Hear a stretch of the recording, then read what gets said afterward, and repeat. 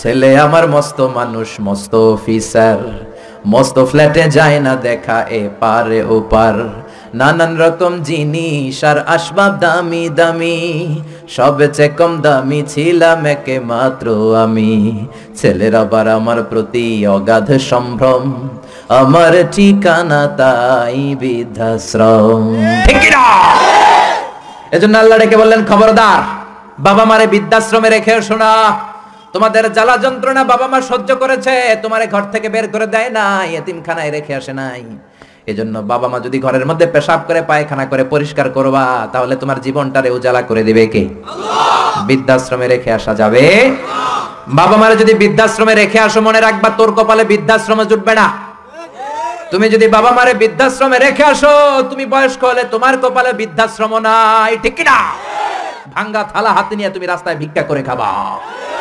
এজন্য আল্লাহ বললেন, ইহসানের প্রথম ব্যাখ্যা, ইম্মা ইয়াবলুগান্না ইনদাকাল কিবারা আহাদুহুমা আও কিলাহুমা ফালা তাকুল লাহুমা উফ। বাবা মা যখন বার্ধক্যে উপনীত হয়, তাদের কোনো কাজে নাক ছিটকাবা না, উফ শব্দটাও করবা না, উহ আহ এটাও বলা যাবে না। কথাটা কার? আল্লাহ। ইহসানের 2 নাম্বার ব্যাখ্যা, ওয়ালা তানহারহুমা, আব্বা আম্মারে ধমক দিও না। কিছু ডাকা আইতাছে, মায়ের ধমক দেয়, মায়ের ডাকে বুড়া, বাবারা ডাকে বুড়া, মায়ের ডাকে বুড়ি, আছে না নাই? কেমন করে মা বাবারে তুমি বুড়া বুড়ি ডাকো? তারা তো বুড়া বুড়ি হয়েছে তোমার কারণে। তোমারে মানুষ করতে যে তারা তাদের জীবন যৌবন সব হারিয়েছে, তোমার লেখাপড়া করাতে যে তারা তাদের জমিন হারিয়েছে, তোমাকে বিদেশ পাঠাতে যে তারা তাদের ভিটে মাটি হারা হয়েছে। কিছু লোক আছে এলাকার সবার সাথে খুব মিষ্টি আলাপ, বন্ধু বান্ধবের সাথে খুবই ভদ্রতা, কিন্তু ঘরে ঢুকলেই মায়ের সাথে ঝিড়কি দিয়ে কথা বলে, ধমক দিয়ে কথা বলে, এরকম বেয়াদব আছে না নাই? আল্লাহ বললেন, ওয়ালা তানহারহুমা, ধমক দিও না, তোমার সব আমলগুলো বাতিল করে দিবে কে? ওয়ালা তানহারহুমা ওয়া কুল লাহুমা কাওলান কারীমা, বরং বাবা মার সাথে কোমল আচরণ করো। যত ভদ্রতা তুমি জানো, যত নম্রতা তুমি শিখেছো, যত কার্টিসি তুমি জানো, সব কার্টিসি বাবা মার সাথে মেইনটেইন করবা।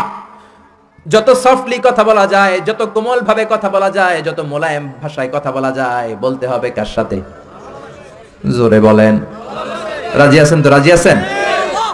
এরপর আল্লাহ বললেন, ওয়াখফিদ লাহুমা জানাহায যুল্লি মিনার রাহমাতি ওয়া কুর রাব্বিরহামহুমা কামা রাব্বায়ানি সাগীরা। ওয়াখফিদ লাহুমা জানাহায যুল্লি মিনার রাহমা, বাবা মার জন্য রহমতের চাদর বিছিয়ে দাও।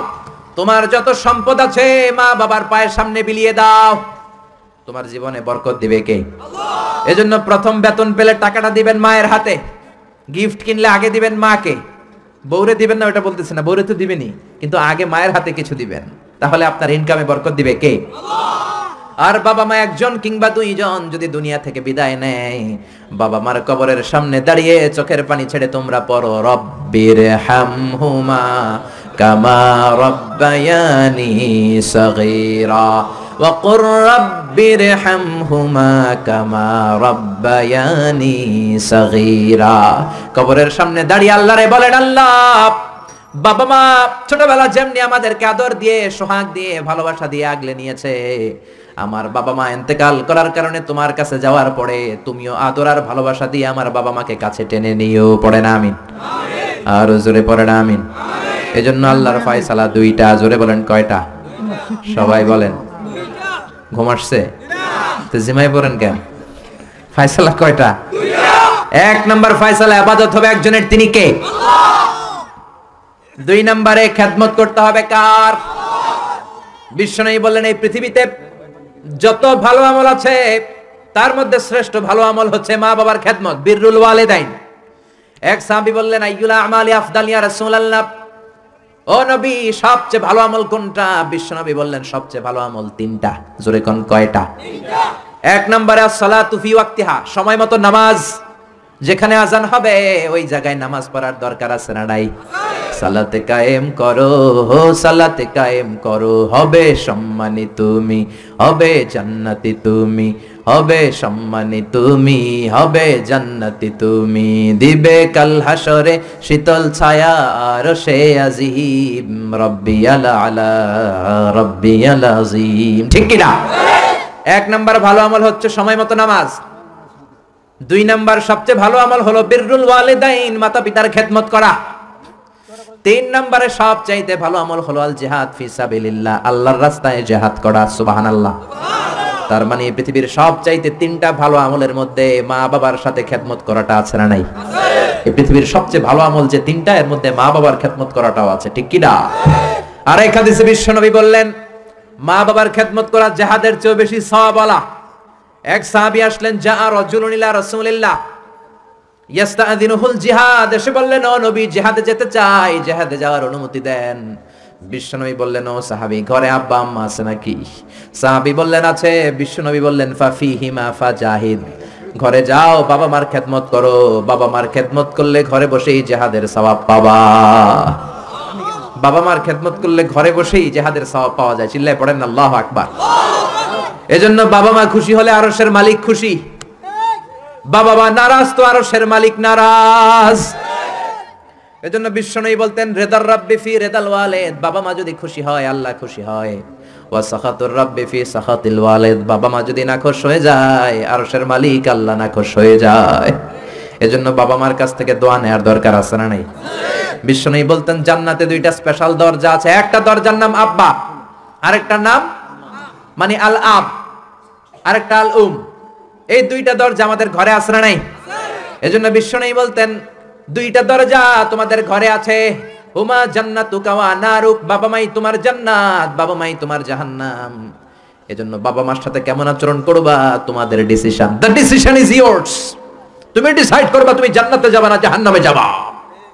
আপনি কপালে যত সেজদা দেন, যত কপাল কালো বানান, যতগুলো হজ করে আল হজ টাইটেল লাগান, যত যাকাত দেন, যত আমল করেন, আপনার মা যদি আপনার উপর নাখোশ হয়ে আল্লাহর কাছে বদদুয়া দেয়, আপনার সব আমলগুলোরে বরবাদ করে দিবে কে? আল্লাহ। এজন্য বাবা মা যদি হিন্দু হয়, বাবা মা যদি নাস্তিক হয়, তারপরও মা বাবার দোয়ার দরকার আছে না নাই? বাংলাদেশে এরকম অনেক হিন্দু ফ্যামিলি আছে, ছেলে মুফাসসিরে কোরআনের তাফসীর শুনে মুফাসসিরের হাতে হাত রেখে কালিমা পড়ে মুসলমান। এরকম হিন্দু ছেলে আছে না নাই? কিন্তু বাবা মা মুসলমান হয় নাই। এখন বাবা মার সাথে খারাপ আচরণ করা যাবে না। বাবা মা যদি হিন্দু হয়, বৌদ্ধ হয়, বাবা মা যদি খ্রিস্টান হয়, সে তোমার বাবা মা, ঠিক কি না? বিশ্বনবীর শালীর নাম আসমা, কি নাম? আসমা বিনতে আবি বকর, বুখারীর বর্ণনা। বিশ্বনবীর কাছে এসে বললেন নবী আনা মুসলিমা, আমি মুসলিম, ওয়া উম্মি মুশরিকা, আমার মা মুশরিক, আফাসিলুহা, এখন আমি কি করব? আমার মায়ের সাথে ভালো আচরণ করব নাকি খারাপ আচরণ করব? বিশ্বনবী বললেন খবরদার সিলিহা, তোমার মায়ের সাথে তুমি ভালো আচরণ করবা। বাবা মা মুশরিক হোক, কাফের হোক, তাদের দোয়া, তাদের আশীর্বাদের দরকার আছে না নাই? সাইয়েদনা ইব্রাহিম জালিল কাদের পয়গাম্বর, ঠিক কি না? উলুল আজমি মিনার রাসূল, খলিলুল্লাহ, মুসলিম মিল্লাতের জাতির পিতা, চিল্লায় এখন ঠিক কি না? কিন্তু ওনার আব্বারে উনি কালেমার দাওয়াত দিতে পারে নাই, দেওয়ার পরেও মানে নাই বাবার নাম আজহার। তারপরে উনি বাবার সাথে খারাপ আচরণ করেছে নাকি?